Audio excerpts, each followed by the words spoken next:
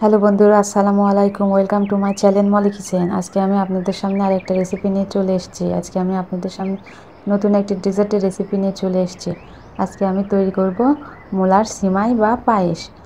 দেখেন আমি দুটো মূলা নিয়ে আমি ধুয়ে নিয়েছি, ধুয়ে পরিষ্কার করে নিয়েছি। এখন আমি পিলারের সাহায্যে সুন্দর করে ছিলে নিয়ে এটা এটার দিয়ে আমি সুন্দর করে কুচি কুচি করে নেব। কুচি কুচি করে নিয়ে আমি পানিতে ধুয়ে সুন্দর করে মূলার যে গন্ধটা থাকে সেটাটা বের করে নেব।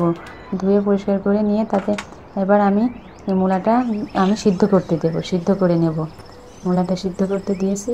মূলাটা আমি নেড়ে চেড়ে বেশিক্ষণ সিদ্ধ করা লাগবে না, অল্প আমি 5-10 মিনিট জাল দিয়ে আমি মূলাটা সিদ্ধ করে নেব। এবার দুধটা জাল দিয়ে নিয়েছি, তার মধ্যে আমি সিদ্ধ করা মূলা সুন্দর করে ধুয়ে পানি চিপে দুধের মধ্যে সিদ্ধ করা জাল দেওয়া দুধের মধ্যে আমি দিয়ে দেব। দিয়ে সুন্দর করে অনবরত নেড়ে যেতে হবে।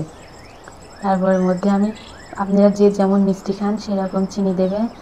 চিনি দিয়ে নাড়তে থাকবেন, নাড়ে তার মধ্যে তেজপাতা, এলাচ, দারুচিনি দিয়ে অনবরত নেড়ে নেড়ে যেতে হবে। নেড়ে নেড়ে দুধটা শুকাতে হবে।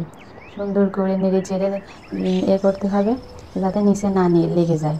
তারপরে আমার কাছে তো কাজু বাদাম ছিল না, আমি চীনা বাদামটাই কুচি কুচি করে কেটে দিয়ে দিছি। তো আমার মূলার পায়েস বা সিমাই রেসিপিটা তৈরি হয়ে গেছে। এটা খেতে এত মজা, আমি তো আগে জানতাম না। আমি তৈরি করে দেখছি, অনেক মজা। আপনারা বাসায় তৈরি করে দেখবেন, অনেক সহজে রেসিপিটা তৈরি করতে পারবেন। আর অনেক টেস্টি একটা ডেজার্ট। আপনাদের যদি আমার রেসিপিটা ভালো লেগে থাকে তাহলে আমার পাশে থাকবেন, আমাকে সাপোর্ট করবেন। ধন্যবাদ।